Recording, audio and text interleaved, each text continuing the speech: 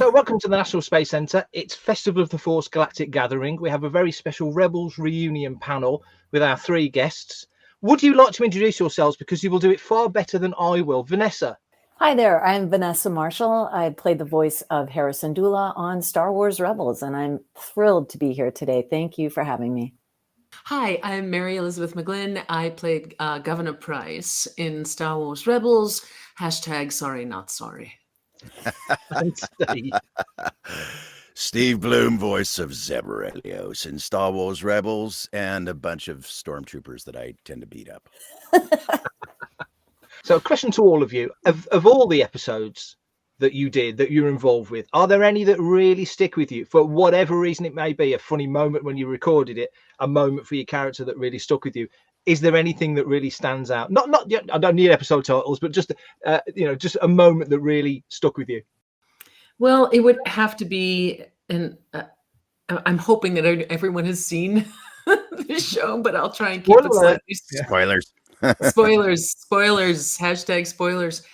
There's a pretty pivotal moment that my character facilitates, which is very sad. And I have never been in a room where Dave, I didn't know that was going to happen. And Dave ripped out part of his script and came in and gave me just like 2 words, which was fire, I think. And to have that moment, and they had very wisely put me on one side of the studio. So the rest of the family was all in the other side. So I was sort of facing sideways, and to watch the reaction, because we had to do that moment. And then it was really Vanessa's reaction to what had just happened. And I just kind of wept in the corner, and I felt so awful and guilty that, I didn't write it, but it's just that this character had basically initially destroyed this family. And it was just, that's when I saw the connection. It was always there, but to see that connection in that moment was just insane between not only the characters, but the actors as well. And I've never really been a part of something like that in a cast group, definitely like individual records, but to see that happen was really mind-blowing. And it's just brilliant storytelling. That's what Dave does, and what Lucas infused in George Lucas infused in Dave is the element of storytelling and great stories. And being a part of something that's that beautiful and well written and sort of life-changing for us. That was a pretty amazing thing. And plus just getting a chance to talk to Moff Tarkin. I mean, it was just like, it was just beautiful. Beautiful. Are you kidding? Oh my gosh. Amazing. Vanessa. Yeah. I would say when Hera got to fly the B-Wing, yes, that was when she talks about the value of flight and what it's meant to her and that she feels most alive in the air. My father was in the Air Force, and he got his pilot's license after he retired being a TV news reporter for NBC here locally. And I'll never forget flying with him in his open cockpit biplane and doing aerobatics and all these things. And, I just heard the wind going by, and he looked like Snoopy with the goggles and the whole thing. And so when she spoke about flight, it just reminded me of how my dad would say those things. And I dedicated that scene to my dad, and I let him know when it was on, and I sent it to him. And it was not only a special moment with my Star Wars family, because I mean, it's a B-Wing, but also with my father, it touched him. I don't know that he's as into Star Wars as I am. I mean, obviously he respects it and so on, but it created a bonding moment for me with my dad. And I've seen that a lot with, dads and their Star Wars collections. They're finally able to bring them out now that their daughters are watching Rebels, and they have all these iconic female characters to look up to, Sabine, everybody. And, so it was nice to have one of those organic moments in my own actual family of origin. So it had many, many ripples and its impact was felt everywhere. Yeah, I can well imagine. Steve. So many moments. How do you choose one? The one that comes to mind most of the time would certainly be the moment on the moon with Callus, as we're kind of finding forgiveness in our lives, and it was such a poignant moment for me, and and I've spent the last 20 years of my life looking for forgiveness for myself and for other people who have wronged me, and for all the dastardly deeds I may have done, knowingly or unknowingly. So to be able to work on some of that healing in the context of a cartoon was something I wasn't used to. Very, very deep thoughts went through my head during those moments. But the other thing, the full juxtaposition of that with the comedy of Star Wars that I thought was so beautifully laced in with our show brought me back to the original New Hope. Moments like Zeb becoming Jupa bait and not knowing until, you know, the creatures coming after him. Those kinds of things, Melu runs, you know, the search for the Melu runs, flying a TIE fighter with my feet. I mean, it was just so beautifully done. It wasn't to the point of silly, but it was enough of that wonderful comedy to break that tension for the moment, and then we go deep again. And for me, that's, if you can do that successfully in a story and use that to carry the story forward, that's brilliance right there. And to get to play in all of those areas as that character was so much fun. You're all involved in other franchises, other IPs. What sets Star Wars apart? Apart from the fact it's got this crazy lineage and there's so much of it that interweaves with other things, what do you think it is about Star Wars that sets it apart? I'll start with you, Mary. The fight for good, the fight for balance. I think it's really, for me, being a Libra, it's the fight for balance. There's balance in the Force, but the whole thing is out of balance and constantly trying to find its center, you know. It's the hero's story, you know. It's Joseph Campbell. There's so many deep-rooted things that George Lucas initially tapped into to create Star Wars, and to have not only just a story about, you know, there is balance between, you know, strong male characters and strong female characters and everything in between and beyond. So it was all inclusive immediately, which I thought was sort of fantastic. And then just for me, searching for balance, you know, and the force that binds us all together, you know. So that's for me. Steve. Yeah, I would concur with that. I think that the way the dark side of the Force is embraced as an integral part of the whole is something that was articulated in Star Wars better than I think in pretty much any other franchise I've worked in. You know, we always have the hero and the villain, but Star Wars kind of helped me to understand that there is evil in the world, but without that evil, we have nothing to compare it to with the good, and that there is always hope, and never to give up. Also, just as a young kid growing up watching Star Wars, it gave me a little bit of faith in humanity again, at a time when I was very apathetic, just coming out of high school, seeing that for the first time, and it resonated with me as an apathetic 17-year-old. So I figured if it did that, it's probably doing that for other people too. Vanessa. Well, I am also a Libra, so I very much identify with what Mary said. And what I've found is that there's room for everyone in this Star Wars family. There's room for Sith. There's room for Jedi. We can all find our own balance. And I think that's important. Like you were saying, the inclusivity is pivotal. And also having studied Joseph Campbell, and I care very much about the hero's journey and stepping up to the plate and taking that risk and finding powers you didn't know you had, all those wonderful things that we get to watch these characters evolve into. And as a collective, I feel like it's healing for all of us. There's something very sacred about it, and it binds us like the Force. And I have never felt so close to so many strangers in my life. Do you think you guys get the credit? I mean, wave the flag for voice actors. Do you think you get the credit that you deserve for the performances that you put in, especially as it goes into this huge pool of Star Wars that we all enjoy? I'll start with you, Steve. I probably get more credit than I deserve. So we do now, for sure. I mean, back in the old days, we certainly didn't. It was we were looked down upon as voice actors. It was kind of the gutter work. of the entertainment industry. But since the advent of these worldwide conventions, people have actually come out of their closets and basements and rooms to express their love of the things that they love. And as a member of the voice acting community, we've always embraced them in a way I think that other parts of the entertainment industry have not. And we're truly grateful to be part of this family, however dysfunctional it may be. So we've gotten so much love from around the world in the real world, in convention space, and also in social media.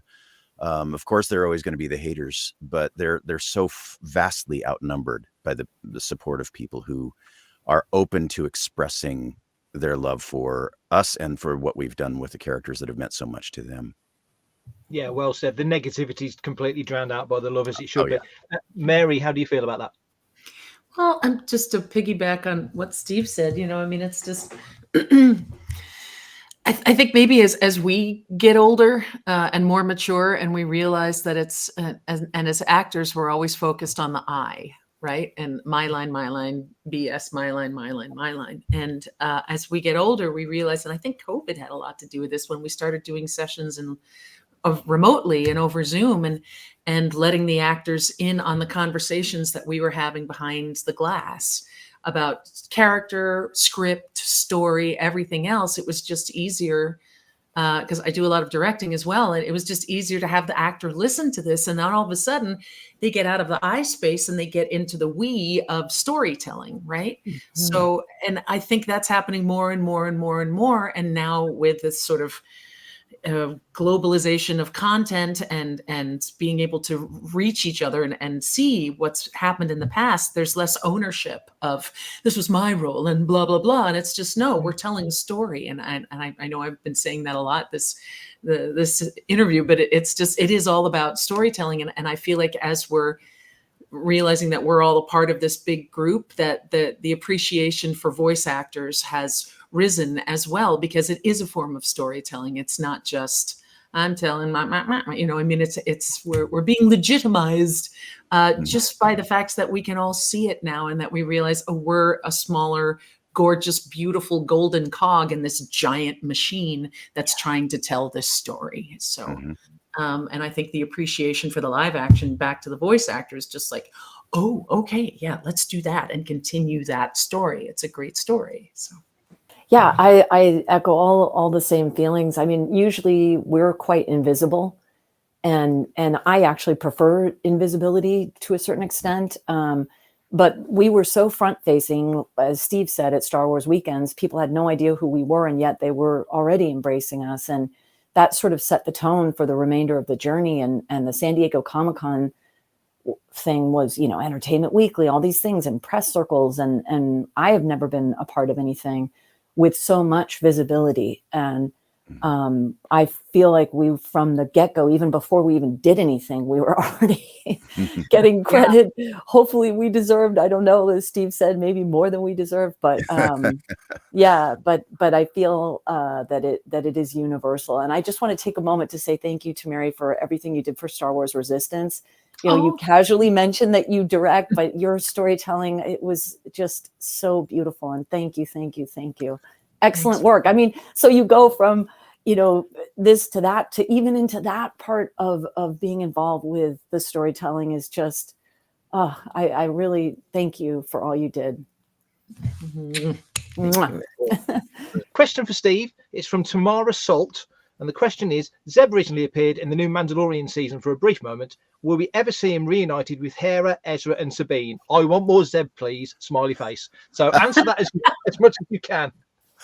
I would love to see that, but the Filoni chip is starting to blink in my neck, and I will eviscerate my head into my head will just explode into rainbow foam if I say anything.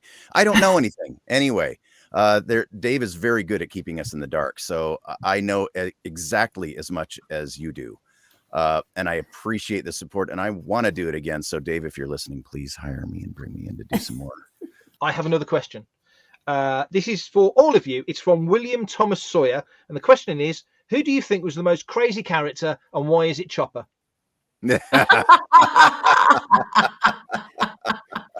Highest body count in Star Wars. Highest body count. True. Yep. Intergalactic criminal. Mm-hmm. The next question is it's another question for all guests. It's a tough one. It's from Dean, and the question is, and it's another Chopper question: who would win in a fight, IG-88 or Chopper? Chopper. Chopper fights dirty. Yeah. So Chopper. dirty. Yeah. All day. I agree. I'm He's a swilling that filthy question fighter. out because that's so obvious. A question for Steve from Sam. Well, it's a reiteration of the previous. Are we going to get more live action Zeb? I don't want you to get into trouble, Steve. So we're going to dodge that question. But it's a general question for all of you, and I guess we can kind of tweak this question. It's a question from Emma, and it is: are we going to get to see you all again somewhere else in the Star Wars universe? So I guess if we expand that question, would you guys be happy, interested, intrigued by playing a different character in Star Wars? I'll start with you, Vanessa. I would love to, honestly. Sure, I'll do anything. A droid, anything to continue to be a part of the family. I don't care. Definitely. Was that Linda? What was that? Yeah, right. Exactly. I got to play Linda, the stormtrooper. Oh, That's when I were in the studio and we if there was, if there was an entire show about Linda's stormtrooping, I think we were pilots. I think in that episode, you and I were in the other room, and we were pilots. And Dave was like, "What are we doing?" And Vanessa was like, "I could do Linda," and I was like, "You have to do Linda." So we're gonna let's go. Let's go. Yeah, I fell in love with Linda. She was awesome. Yeah, she was awesome. Handy. Yeah. Well, I played Freya Fenris in Resistance, so and I've gotten to play a number of droids in some of the Lego stuff that I directed for them as well. So it's always fun to sort of throw in there. I played NIL8, which is great. I'm a villain robot called Annihilate, and it was so fun. So yeah, I'll take any bones they throw my way. Me too. I just love playing in the Star Wars universe. I've played.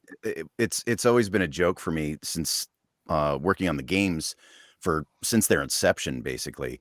I was 1/3 of the Stormtroopers. There were basically 3 guys who were doing all the Stormtrooper voices back in the day. So in every incarnation I've gotten to play Stormtroopers, I always cross out however it's labeled and I write Stormtrooper number 3 because that's mine.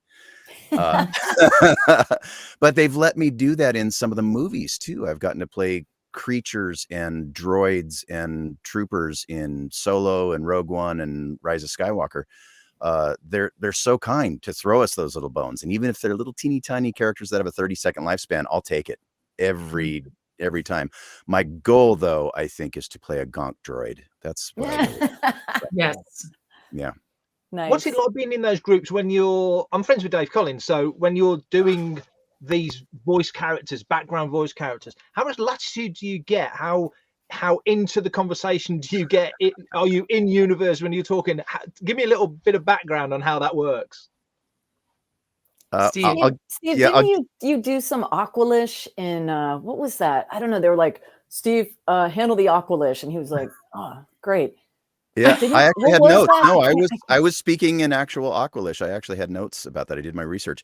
But the most fun little thing that I got to throw in, well, there are 2 things. One was Carabast. I tried to put Carabast in all the movies that I worked on.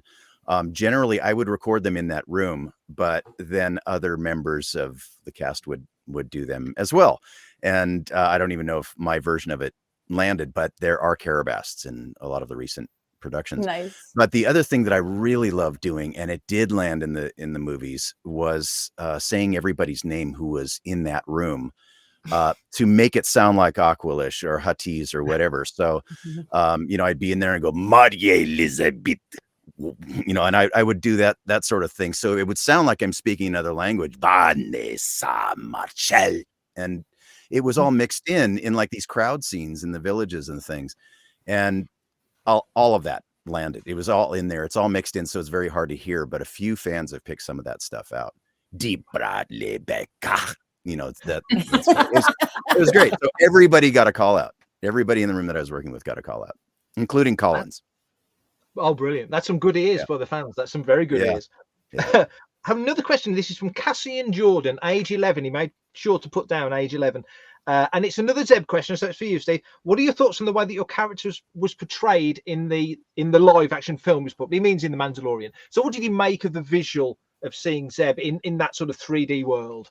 It was beautiful. One of my big concerns was, how are they going to pull that off? Because it is such a complicated character, almost has a simian walk to him. We didn't see him walk too much in that, but it's definitely not a human character. And to have pulled that off so it lives and breathes and looks like it belongs there, I was screaming when I saw the character design for it in live action. As a fan, I was so excited. Anytime a character gets fleshed out like that, better than my expectation, I'm always surprised, because we worked on a lot of cartoons throughout the years where we do these great performances and they animate them so inexpensively, to be kind, that the movements are janky, the characters don't look right, the mouth isn't working right. To see something like that that's fleshed out so beautifully that I believe it's authentic, what a joy to witness that. Great question here from Malika. It's for Mary. Do you think there is a softer side to Price, and really she's misunderstood? She goes home to a loft cat and listens to jazz by Cy Snooples. In reality, do you ever build an internal backstory to help develop your relationship with the characters? I guess that question can kind of go to all of you, but Mary, do you think that she was misunderstood? She was a kind-hearted soul. There was, was there anything of that in there? No, Dave. Dave came up to me and said, "Mary, Governor Price has no redeeming qualities whatsoever." And I was like, fantastic. But I remember I forget which convention we were doing a panel, and it was all of us together. I think it was recent. I don't know if it was in Nashville or, and they said, "Is there anything about your character that we don't know?" And I was like, "Well, Governor Price loved karaoke." So she would just sit in her quarters and sing karaoke all the time. Somebody to love, Yes, mostly Taylor's. Now I'm down bad crying at the gym, and we need an album. No, I don't think she had. I think the book that about Thrawn sort of lays out where she came from, but at this point in her life, no, she was hell hath no fury, as a woman seeking power, and that's what she wanted in a very obviously male dominated, not to get all soapboxy, but so she was fighting for no one but herself, and she had a very high opinion of herself. How about that? Yeah. That's a good thing. She really believed in herself a lot. That's a positive. The self-confidence, that's a positive. Yes. Positive.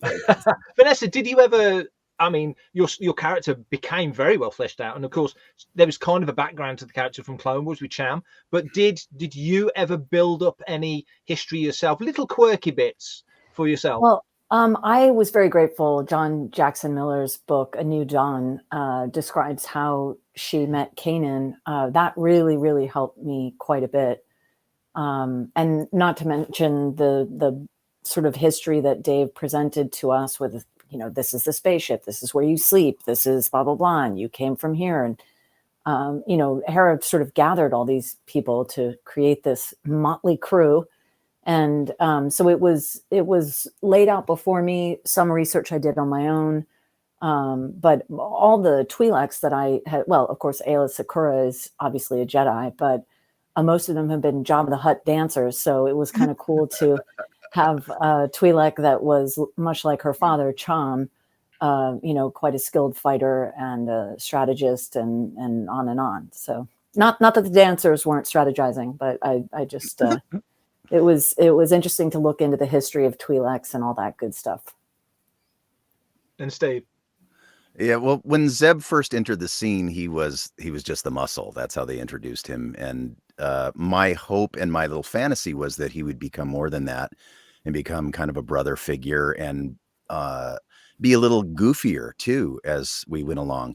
And all of that happened. Dave, that was all part of his master plan. So anything that I had concocted in my brain actually was realized. The only thing that I've sort of added on to that is sort of in the after times when Zeb and Callus are happily farming Melu runs on Lyrasan together. Maybe making, may Lou run gummy bears to sell throughout the galaxy. I don't know. Nice. Yeah. We're nearly out of time, but it's the May 4th weekend right now. We're at the National Space Centre on the big screen. Is there anything, and I'll go around all of you, is there anything you'd like to say to the people in attendance, given that also we're approaching the 50th anniversary of Star Wars? We're not that many years away. It's something that we all love, that people will travel to and congregate and make a big deal of because they love it so much. So starting with you, Mary, is there anything you'd like to say to the people in attendance this weekend? Isn't it so cool that we all get to love this together? I just think that it's amazing. Don't let anyone ever yuck your yum. If you love Star Wars, fly that flag high and proudly, and just know that we're as much of a fan of what we're doing as you guys are. And thank you for coming along on these rides with us, because we're on the roller coaster right there with you, and also, in dark times, you got to remember that, there's always hope.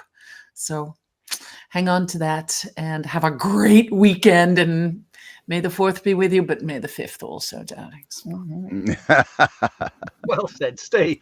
Just to be part of this universe is such an honor and a privilege, and to be part of this family it means so much to us. I would get up early for this any day of the week, and I'm not an early riser. We started 7 a.m. here in Hawaii, and that's very out of my box, but I'll go there. I will go there any day of the week with you guys. We are a family together, and that's one of the things I love most about Star Wars, is that whether we are on this side of the camera or out in the audience, we are all the same. We are all one, and we're all on this journey together. So thank you for taking it with us, as Mary said, and may the Force and the Ashla be with you. Brilliant. And Vanessa, finally. I would say we have hope that things will get better, and they will. Thank you for having us. We love you, and may the 4th be with you always. Wonderful. Thank you, guys. Thank you so much. It's been fantastic. Loved it. Thank you for having us. Thank you so much.